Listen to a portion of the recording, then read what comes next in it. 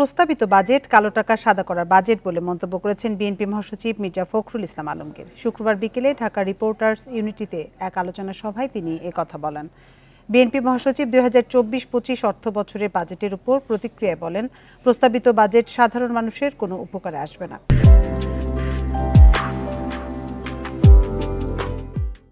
এটি গণবিরোধী বাজেট বলে উল্লেখ করেন মির্জা ফখরুল। বাজেটে কালো টাকা সাদা করতে 15% ভ্যাট আরোপ এবং বৈধ উপার্জনের উপর 30% কর আরোপের সমালোচনা করেন বিএনপি মহাসচিব। বাজেটে শিল্প নির্মাণ সামগ্রীর উপর কর আরোপেরও সমালোচনা করেন তিনি। আলোচনা সভায় বক্তারা দেশের কৃষি খাতের উন্নয়নে জিয়াউর রহমানের নেয়া নানা পদক্ষেপের কথা তুলে ধরেন। দেশ যে সমাজতন্ত্র নিয়ে টিকে আছে, এই বাজেট তো হচ্ছে আপনার কালো টাকার বাজেট। কালো টাকা কি করে সাদা করা যাবে তার বাজেট, কি করে দুর্নীতি আরো বেশি করে করা যাবে তার বাজেট। আপনি দেখেন ট্রান্সপোর্ট সেক্টর সবচেয়ে বেশি বরাদ্দ প্রায় বোধ হয় ট্রান্সপোর্ট সেক্টরে চুরির সবচেয়ে বেশি সুবিধা, সেই কারণে ট্রান্সপোর্ট সেক্টরে বরাদ্দ সবচেয়ে বেশি। এ নিয়ে আলোচনা করতে রাজধানী গুলশান থেকে আমাদের সঙ্গে যোগ দিচ্ছেন অর্থনীতিবিদ ওয়াজিদ হাসান শাহ। জনাব ওয়াজিদ হাসান শাহ, আপনাকে স্বাগত জানাচ্ছি আমাদের ইন্ডিপেন্ডেন্ট সংবাদে। আপনার কাছে শুরুতে যেটি জানতে চাই যে বাজেটে মূল্যস্ফীতি 6.5% রাখার লক্ষ্য ঠিক করা হয়েছে, এটা অর্জন করা সম্ভব কিনা, যদিও এখন 9% উপরে?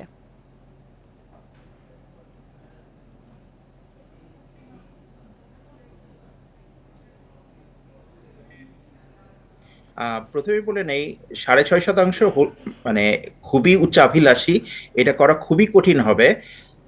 আমরা যদি বর্তমানে দেখি খাদ্য মূল্যস্ফীতি তো 10% উপরে আছে, বেসরকারি কোনো কোনো হিসাব মতে 15% উপরে আছে। এইটা কি করে 6.5% আনা যাবে, বিশেষ করে যখন ডলারের মূল্য সরকারিভাবে 117-তে ক্রলিং পেগ সিস্টেমে চালু করা হয়েছে, এইটা মানে খুবই কঠিন ব্যাপার হবে।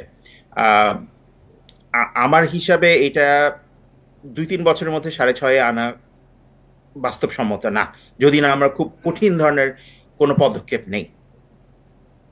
আমরা মানে যেটা বারবার বলছি যে মুদ্রাস্ফীতি নিয়ন্ত্রণের বিভিন্ন ধরনের চেষ্টা করা হবে, কিন্তু এক মুখে বলা হচ্ছে চেষ্টা করা হবে, কিন্তু বাস্তবে যেসব পদক্ষেপ নেওয়া হচ্ছে তাতে কিন্তু মানে গত 2-1 মাস আগ পর্যন্ত যেসব পদক্ষেপ নেওয়া হয়েছে কোনোটাই আমাদের নিয়ন্ত্রণে সাহায্য করবে না মুদ্রাস্ফীতি। জি জনাব ওয়াজিদ, আপনার কাছে অপ্রিয় হলো আমি বলতে বাধ্য। জি, এনবিআর এর যে 4,80,000 কোটি টাকা রাজস্ব আদায়ের লক্ষ্য নির্ধারণ করা হয়েছে, এটা কতটা আসলে বাস্তবসম্মত আপনি কি মনে করছেন?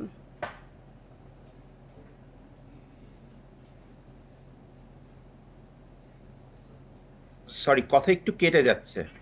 যে এনবিআর এর যে 4,80,000 কোটি টাকা রাজস্ব আদায়ের লক্ষ্য নির্ধারণ করা হয়েছে, এটা আসলে কতটা বাস্তবসম্মত আপনি কি মনে করছেন এই বিষয়ে? যেসব পদক্ষেপ নেওয়া হয়েছে, সবসময় যেটা আমাদের দেশে সমস্যা হয়, যেই কর আরোপের কথা বলা হয়, বাস্তবায়নের ক্ষেত্রে কিন্তু সমস্যা থেকে যাচ্ছে। আমাদের যে আমরা কখনো বলি 16 কোটি, 17 কোটি, 18 কোটি মানুষের দেশ, এখানে প্রকৃত করদাতার সংখ্যা তো খুবই কম যাদের কাছ থেকে কর আরোপ করা হয়।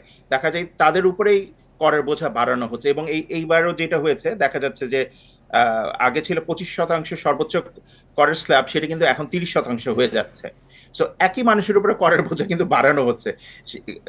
করের জালটা যদি বিস্তৃত করা যেত, আমাদের দেশে অবশ্যই 1-2 কোটি মানুষের পক্ষে কর দেওয়া সম্ভব।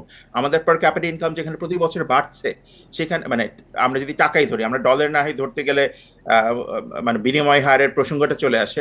সুতরাং এই করের জালটা যদি বিস্তৃত না করা হয় তাহলে কিন্তু চ্যালেঞ্জিং হবে, এবং প্রতি বছরই তো আমরা রিভাইজ করতে বাধ্য হই, সরকার রিভাইজ করতে বাধ্য হয়, কারণ যে টার্গেট থাকে সেটা পূরণ হয় না।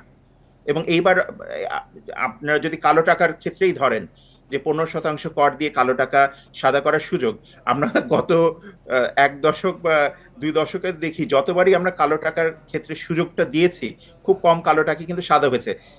এইটাই বাস্তবতা। যে কালো টাকা সাদা করার যে বিষয়টি আপনি বলছিলেন, এটা আসলে কতটুকু যৌক্তিক, এই বিষয়ে আপনার মতামত কি? সরি, প্রশ্নটা প্রথম অংশটা কালো টাকা সাদা করার কথা যেটা আপনি বলছিলেন, এটা আসলে কতটুকু যৌক্তিক, আপনার মন্তব্য কি এই বিষয়ে? এটা মানে এতদিন তো হয়নি, এখনো সুযোগ দিয়ে যাওয়া হচ্ছে, হয়তো কিছু মানুষ এটা সুযোগ নেয়। কিন্তু আপনি যদি বলেন আমি আমি কর দিই, এখন মানে আমি চিন্তা করব যে আমি কেন 30, ধরেন আমি অনেক টাকা উপার্জন করি, আমার যদি 30% স্ল্যাবে দিতে হয়, আমার মনে হওয়া খুব স্বাভাবিক এর থেকে আমি যদি প্রদর্শন না করে আমি পরে অপ্রদর্শিত আয় হিসেবে 15% কর দিয়ে পার পেয়ে যাই, তাহলেই তো সেটা যুক্তিযুক্ত। মানে যারা সৎ করদাতা, এটা বিভিন্ন গণমাধ্যমে বলা হয়েছে, যারা সৎ করদাতা তাদেরকে কিন্তু এক অর্থে নিরুৎসাহিত করা হচ্ছে এই ধরনের পদক্ষেপ নিয়ে।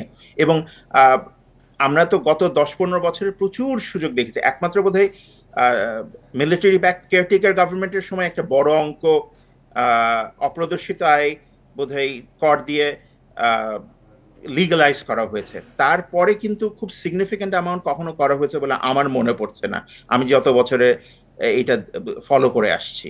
এবং জিনিসটা হলো আমাদের দেশে এর মধ্যে গণমাধ্যমে একজন সাবেক ঊর্ধ্বতন পুলিশ কর্মকর্তার যে অবৈধ আয়ের কথা, আপনি তার কথাই যদি দেখেন, বলা হচ্ছে যে 100 কোটি টাকা উনি নাকি উত্তোলন করে নিয়েছেন। আই ডাউট তার ট্যাক্স ফাইলে 100 কোটি টাকার অ্যাসেট দেখানো ছিল। সুতরাং মানুষ যখন কর না দিয়ে পার পেয়ে যায়, তখন 15% করও মানুষ কেন দিতে চাইবে, এটাও কিন্তু একটা বড় প্রশ্ন থেকে যায়। জি, জনাব ওয়াজিদ হাসান, আপনার কাছে আরেকটি বিষয় জানতে চাই যে জিডিপি প্রবৃদ্ধি ও বিনিয়োগের যেসব লক্ষ্যমাত্রা ধরা হয়েছে তা অতি উচ্চাভিলাষী এবং বাস্তবসম্মত নয় বলে মন্তব্য করেছেন অনেকেই, এটি কেন? আপনি যদি গত কয়েক বছরের আমাদের বিনিয়োগের প্রবণতা লক্ষ্য করেন, তাহলে এখন যখন আমাদের ইন্টারেস্ট রেট অনেক বেড়ে গেছে, হায়ার ইন্টারেস্ট রেটে, এবং তার মধ্যে আমরা শুনছি হয়তো বিদ্যুতের সমস্যা কিছুটা কম হচ্ছে, কিন্তু গ্যাসের ক্রাইসিস আমরা বারবার শুনছি, টেক্সটাইল এবং আরএমজি সেক্টর থেকে যে গ্যাসের ক্রাইসিস, যেখানে আমাদের এক্সপোর্ট গত মাসে কমেছে। এই সব সমস্যার মধ্যে মানুষ বিনিয়োগ বাড়িয়ে যদি রিটার্ন না পায়, তাহলে তা এক মানে তখন বিপদে পড়বে, ব্যাংকও বিপদে পড়বে, যারা বিনিয়োগকারী তারাও বিপদে পড়বে। এবং ফরেন ইনভেস্টররা যতক্ষণ পর্যন্ত না দেখছে যে ডলারের রেট স্টেবিলাইজ করে, ফরেন ইনভেস্টমেন্টও কিন্তু সেই হারে আসবে না। আমরা যদি ইভেন ফরেন ইনভেস্টমেন্টও দেখি, গত অনেক বছর যাবতই আমরা দেখছি রিইনভেস্টমেন্টের অংশটাই বেশি, নতুন ইকুইটি ইনভেস্টমেন্ট কিন্তু অনেক কম হচ্ছে। সুতরাং এই মুহূর্তে আমাদের ব্যবসার পরিবেশ কতটা বিনিয়োগ বান্ধব, এটা নিয়ে কিন্তু অনেক ধরনের প্রশ্ন আছে। এবং মানে সংখ্যাগুলি তো সত্য তুলে ধরছে যে আমাদের বিনিয়োগ সেই হারে বাড়ছে না, আমাদের ইনভেস্টমেন্ট কিন্তু গত কয়েক বছর যাবৎ স্ট্যাটিক আছে। এবং এইটা যেটা সমস্যা হয়ে যাচ্ছে, তাতে আমাদের কিন্তু বিনিয়োগ না বাড়লে, বিশেষ করে বেসরকারি খাতে বিনিয়োগ না বাড়লে আমাদের এমপ্লয়মেন্টের সুযোগটাও কমে যাচ্ছে, এমপ্লয়মেন্ট জেনারেশনের সুযোগও কম থাকছে, এবং জিডিপির প্রবৃদ্ধিও সেখানে অবশ্যই ক্ষতিগ্রস্ত হবে। তার মধ্যে যখন এরকম একটা ঘূর্ণিঝড় হয়, এইবার আল্লাহর রহমতে হয়তো অনেক কম লোক মারা গেছে, কিন্তু এখানে যে ধ্বংসযজ্ঞ হয়েছে, এখানে কিন্তু একটা মানে দেশের একটা বড় অংশে কিন্তু এই দুর্যোগটা আঘাত এনেছে। সুতরাং এখানেও কিন্তু একটা প্রভাব পড়বে আমাদের জিডিপি প্রবৃদ্ধির ক্ষেত্রে। এবং আমরা দেখছি এবার যেমন আমাদের রেকর্ড হিট ওয়েভ বলা হচ্ছে, এখন হয়তো বর্ষার মৌসুমটা শুরু হয়েছে, কিন্তু আমাদের এপ্রিল মে মাসে যে বৃষ্টি হয় সেটা হয়নি। এগুলি সবগুলিরই কিন্তু প্রভাব পড়বে আমাদের অর্থনীতিতে এবং অর্থনীতির প্রবৃদ্ধিতে। জি, জনাব ওয়াজিদ হাসান শাহ, আপনাকে অসংখ্য ধন্যবাদ আমাদের সাথে যোগ দেওয়ার জন্য।